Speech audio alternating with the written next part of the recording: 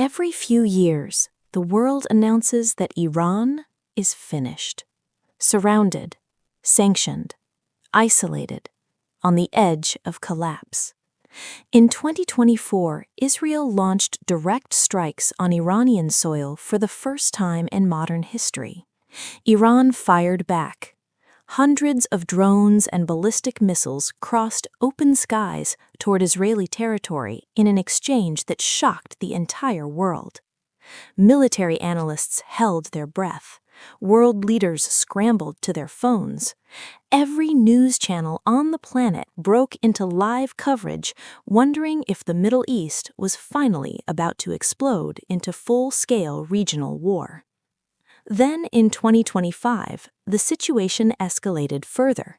Israeli forces struck deep inside Iranian territory, targeting military infrastructure, air defense systems, and sites connected to Iran's nuclear program. The strikes were among the most significant direct military actions taken against Iran in its modern history. Global oil markets trembled. Regional governments quietly began preparing for scenarios they hoped would never arrive. And through all of it, through the drone swarms, the missile exchanges, the targeted assassinations of senior military commanders, the destruction of air defense batteries, the burning geopolitical tensions across Lebanon, Gaza, Syria, Yemen, and Iraq, Iran was still there. Still standing, still responding, still refusing to collapse on anyone else's timeline. And every single time the world announces that Iran is finished, Iran proves the world wrong. Why? That is the question that headlines cannot answer. That is the question that geopolitical analysts struggle to fully explain. Because the answer is not found in any current military balance sheet or any modern political calculation. The answer is found in history, in thousands of years of history, in a story so long and so deep that the events unfolding on our screens today are, in the full scope of that story, simply the latest chapter in a book that has been absorbing catastrophes and continuing forward since before most of the world's current civilizations existed. This is that story. Long before there was a country called Iran, long before there were kings or empires or borders drawn on any map, long before any historian had written a single word about the Persian Plateau, human beings were already living there. Archaeological evidence suggests that the Iranian plateau has been continuously inhabited for over 100,000 years. That number is worth sitting with for a moment. 100,000 years of human presence on this land. When our earliest ancestors first began their long migrations out of Africa, moving slowly across the ancient world in search of new places to live and survive, some of them found the Iranian plateau, and they stayed. The geography of the region made this almost inevitable. The Zagros Mountains, a dramatic range of peaks and valleys running like a spine through western Iran, provided shelter, fresh water, abundant wildlife, and natural protection from the harsh extremes of the surrounding landscape. The plateau itself sits at the center of a geographic world that connects almost everything else. To the west lay the great river valleys of Mesopotamia. To the east stretched the ancient pathways leading towards South Asia and the Indus Valley. To the north, the vast Central Asian steppe opened up like an endless highway of human migration. To the south, the warm waters of the Persian Gulf created natural routes of maritime trade. From the very beginning, the Iranian plateau was not a place at the edge of the ancient world. It was a place at the center of it. And the people who lived there understood this. They built accordingly. In the foothills of the Zagros Mountains, archaeologists have discovered evidence of some of the earliest agricultural experiments in all of human history. the deliberate cultivation of wild grains, the systematic domestication of goats and cattle, the construction of permanent settlements where people lived not for a season but for generations. At a site called Tepe Silk, near the heart of the Iranian Plateau, researchers have uncovered layer after layer of human settlement, stretching back approximately 8,000 years. This was not a temporary camp. This was a proto-city, a place where human beings were already learning the fundamental lessons of organized civilization: how to live together, how to trade, how to build, how to record, how to govern. They were doing this thousands of years before most of the world had figured it out. Then came the Elamites. If you have never heard of the Elamite civilization, you are not alone. They are one of the most overlooked chapters in the entire story of human history. But their importance cannot be understated. Because the Elamites were not a minor culture borrowing ideas from their neighbors. They were a fully independent civilization, one of the oldest and most sophisticated on Earth, that emerged in southwestern Iran over 5,000 years ago, entirely on their own terms. The Elamites developed their own writing system, not borrowed from Mesopotamia, not copied from any other culture. Their own. One of the earliest known writing systems in the entire world appeared on the Iranian plateau, inscribed on clay tablets that archaeologists are still working to fully understand and decipher today. They built monumental architecture on a scale that matched anything else the ancient world was producing. They established complex trade networks that reached across enormous distances. They created religious traditions, administrative systems, and artistic traditions that were distinctly and powerfully their own. And they built things that are still standing. Chogha Zanbil is a massive stepped temple complex constructed roughly 3,200 years ago in the southwestern plains of what is now Iran. It was dedicated to the great Elamite deity and built with a precision and ambition that speaks to the extraordinary capabilities of the people who created it. It is one of the best preserved ancient structures in the entire Middle East. It is a wonder of the ancient world that most people have never heard of and will never see mentioned in mainstream historical education. The Elamites were eventually conquered by the Assyrians, and their great cities were burned.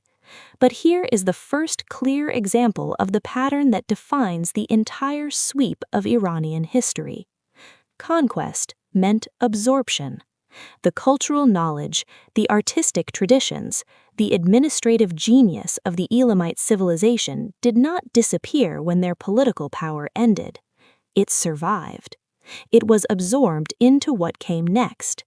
It flowed forward into the following chapter of Iranian history, as it would again, and again, across thousands of years.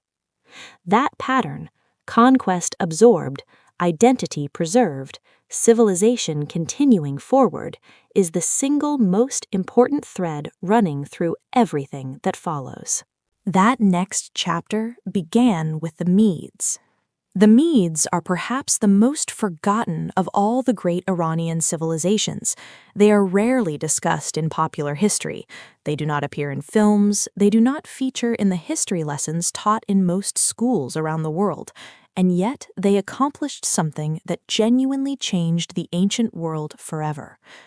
The Medes destroyed the Assyrian Empire. The Assyrians were, for centuries, the most feared military power in the ancient Near East. Their armies were legendary for their brutality and their effectiveness. Their empire stretched across vast territories and dominated the political landscape of the entire region. Nation after nation had tried and failed to stop them. The Medes stopped them permanently. Rising to power from the Iranian plateau in the 7th century before the Common Era, the Median Empire formed a strategic alliance with the Babylonians and launched a campaign that ended Assyrian dominance forever. The great Assyrian capital of Nineveh fell, an empire that had terrorized the ancient world for generations, was finished. Without the Medes, the ancient Near East looks completely different, and without the Medes, there is almost certainly no Persia. Because from the foundation of Median power emerged the civilization that would take Iranian achievement to heights the ancient world had never seen before. In 550 BCE, a king named Cyrus changed the world. Cyrus the Great, the founder of the Achaemenid Persian Empire, was not simply a military conqueror of extraordinary skill. He was a visionary of governance. He understood something about power that most rulers of his era had not grasped, and most empires of his time had never practiced. He understood that an empire built on fear is fragile. An empire built on tolerance, on respect for the peoples it governs, on functioning systems of administration and infrastructure, that kind of empire can endure. Under Cyrus and the kings who followed him, the Achaemenid Persian Empire became the largest empire the ancient world had yet seen. It stretched from the borders of India in the east to the shores of Libya in the west. It encompassed over 40 distinct ethnic groups speaking dozens of different languages and practicing dozens of different religions. It controlled the most important trade routes, the most productive agricultural lands, and the most strategically critical geographic positions on Earth at that time. And it governed this enormous, complex diversity with a philosophy that was genuinely radical for its age. Let the conquered peoples keep their gods. Let them maintain their languages and their local customs and their traditions. Administer them through efficient, well-organized systems. Build roads so commerce can flow freely across the empire. Create infrastructure so the whole vast machine functions smoothly. Treat the people of the empire as subjects with dignity rather than as property without rights.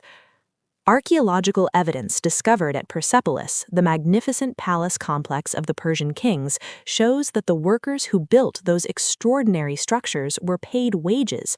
Actual payment records exist. Laborers from across the empire received compensation in food and silver for their work.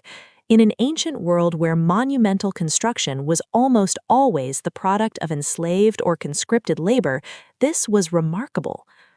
And then there is the Cyrus cylinder, a small object of baked clay discovered in the ruins of ancient Babylon in the 19th century.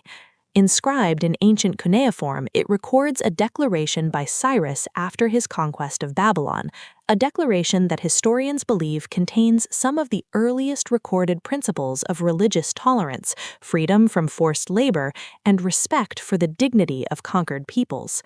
Some scholars describe it as the world's first human rights document.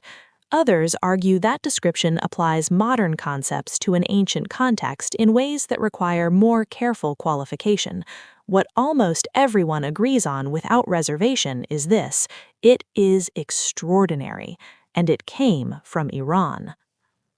The Achaemenid Empire was eventually brought low by Alexander the Great, who swept across Persia in 330 BCE with a military campaign of breathtaking speed and devastating effectiveness. Alexander burned Persepolis, an act that ancient sources suggest he later deeply regretted, and declared himself the master of the Persian world. But here is what actually happened next. Alexander's successors, the Seleucid rulers who inherited portions of his conquered empire, found themselves governing a civilization that simply refused to become Greek. The Persian Plateau absorbed Greek cultural influences the way it absorbed all outside cultural influences, but the core of Iranian identity remained completely intact underneath. The Persian language continued to be spoken. Persian cultural traditions continued to be practiced. Persian artistic sensibilities continued to shape everything that was built and made and thought on the plateau. And within a few generations, Iranian rulers began pushing the Greek presence out entirely. The Parthian Empire rose from northeastern Iran and gradually reasserted Iranian control over the plateau and far beyond its borders. For nearly 500 years, the Parthians controlled vast territories and dominated the Silk Road trade routes that connected the Mediterranean world to China and South Asia. They accumulated extraordinary wealth and built a civilization of real sophistication and complexity.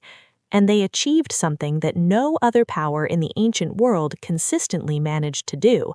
They stopped Rome.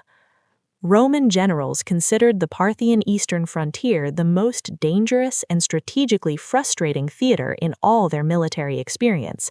Parthian cavalry tactics were devastatingly effective and extremely difficult to counter. Their armored horsemen combined the impact of a heavy cavalry charge with the ability to fire arrows with lethal precision while retreating at full gallop. Roman commanders trained in European warfare had no reliable answer to these tactics. One of Rome's most catastrophic military defeats of the ancient era was inflicted by Parthian forces in open desert. Rome never achieved the eastern expansion it sought as long as the Parthians stood in the way. After the Parthians came the Sassanids, and under the Sassanid Empire, the achievements of Iranian civilization reached their absolute pre-Islamic peak. Sassanid philosophers, physicians, mathematicians, and architects produced work of extraordinary sophistication and lasting influence. The Sassanid court became one of the great intellectual centers of the entire ancient world. Their administrative systems, their artistic traditions, their philosophical frameworks, and their architectural achievements were so advanced that when Arab armies finally conquered Persia in the 7th century of the Common Era, the new Islamic Caliphate had no choice but to build itself on the Sassanid foundation, because nothing better existed anywhere in the world at that time. The Arab conquest of Persia in 651 CE is often presented as the end of Iranian civilization, the old religion replaced by a new one, the old political order destroyed, a new cultural identity imposed from the outside by force. But what actually happened was something far more interesting and far more characteristically Iranian. Iran adopted Islam, and then Iran transformed Islam from the inside. The Persian language did not disappear. It survived, evolved, and eventually produced some of the greatest literature in the history of human expression. The poetry of Ferdowsi, of Rumi, of Hafez, works of such profound beauty and philosophical depth that they are still read, still memorized, and still deeply loved by millions of people today, not as historical artifacts preserved behind museum glass, as living literature, as words that still speak directly and powerfully to the human experience across more than 1,000 years of time. Iranian scholars became the architects of the Islamic Golden Age. Iranian administrators ran the day-to-day operations of the caliphate with the same administrative genius their Sassanid predecessors had perfected. Iranian scientists, mathematicians, physicians, and philosophers produced discoveries and innovations that eventually flowed into medieval Europe and helped ignite the intellectual transformation that became the Renaissance. Iran did not vanish into Arab civilization. Iran enriched it beyond recognition and sent it back into the world transformed. Then came the Mongols, and the darkest chapter in all of Iranian history. The destruction that Genghis Khan's forces brought to the Iranian plateau in the 13th century was total and almost incomprehensible in its scale and its speed. Ancient cities that had stood for millennia were reduced to rubble in days. Populations were massacred on a scale that staggers the historical imagination. Irrigation systems that had sustained complex civilization for thousands of years were destroyed in campaigns that lasted mere weeks. Libraries containing centuries of accumulated human knowledge were burned to ash. Some historians estimate that the Iranian population was reduced by more than half within a single generation of Mongol campaigns. By any measure available to us, by any historical logic we can apply, this should have been the final end of Iranian civilization. Within 2 centuries, Persian poetry was flourishing again at heights it had rarely reached before. The Safavid Empire rose in 1501 and united the Iranian plateau under a single political banner for the first time in nearly 1,000 years. Under Shah Abbas the Great, the capital city of Isfahan became one of the most beautiful and intellectually sophisticated urban centers on the face of the earth. Its mosques, its grand bazaars, its formal gardens, its art and architecture, all products of a civilization that had just survived what should have been its total destruction, and had responded to that survival by creating something of breathtaking magnificence. Now we return to the present, because the present cannot be understood without everything that came before it. In 2024, as the world watched live footage of Iranian drones crossing into Israeli airspace and Israeli missiles striking Iranian territory, many analysts framed what they were seeing as the beginning of the end for the Iranian political system. Sanctions had severely damaged the Iranian economy. The currency had collapsed multiple times. Senior military commanders had been killed in targeted strikes. Proxy forces across the region were under sustained military pressure. The population inside Iran had endured years of economic hardship and political tension. And yet, the analysis that Iran was approaching its final collapse missed something fundamental. It missed the pattern. The same pattern that repeated when Alexander burned Persepolis and the Persian administrative system kept functioning because the Greeks had nothing better to replace it with. The same pattern that repeated when Arab armies swept across the plateau and found themselves gradually shaped by the civilization they had conquered. The same pattern that repeated when the Mongols reduced ancient cities to rubble and Iranian poets began composing again within a generation. Iran does not survive through military invincibility. It is not immune to damage, to loss, to suffering, to genuine catastrophe.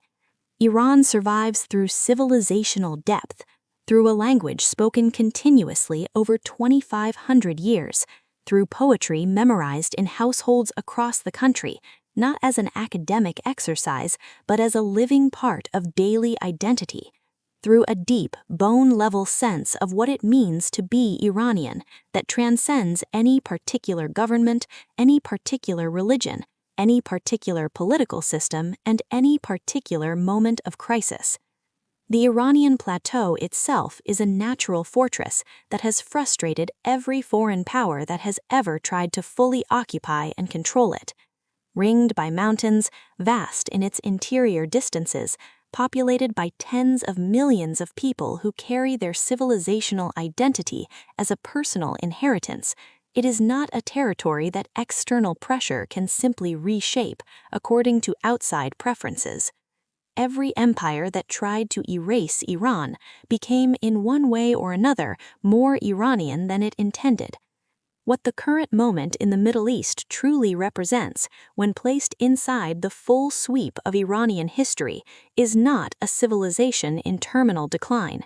It is a civilization navigating another in a long series of existential pressures with the tools it has always used: strategic patience, cultural resilience, geographic advantage, and an identity too deeply rooted to be uprooted by any single political storm. Whether the Islamic Republic survives in its current form or eventually transforms into something different, as Iranian political systems have transformed many times before across history, the civilization underneath it will continue forward. The language will continue, the poetry will continue, the memory of Persepolis and Chogha Zanbil and the Cyrus cylinder, and the courts of the Sassanids and the gardens of Isfahan will continue carried forward by a people who have been practicing the art of civilizational survival for longer than most of the world can meaningfully imagine. Iran's history did not begin with the Islamic Revolution of 1979.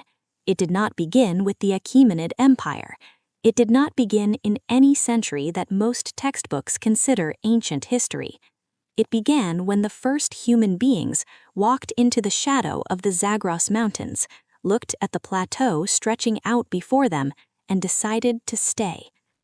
100,000 years later, through conquest and catastrophe, through empires built and empires burned, through invasions survived and civilizations transformed, their descendants are still there, still speaking a version of the same ancient language, still standing on the same ancient land, still against every prediction and every pressure, refusing to disappear.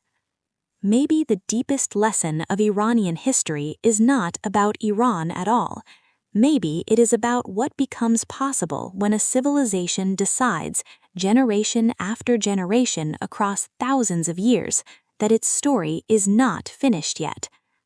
After everything this civilization has endured and outlasted and transformed, the strikes, the sanctions, the sieges, the empires built and empires burned, and the centuries, it would be a profound and recurring historical mistake to assume that you know how this story ends.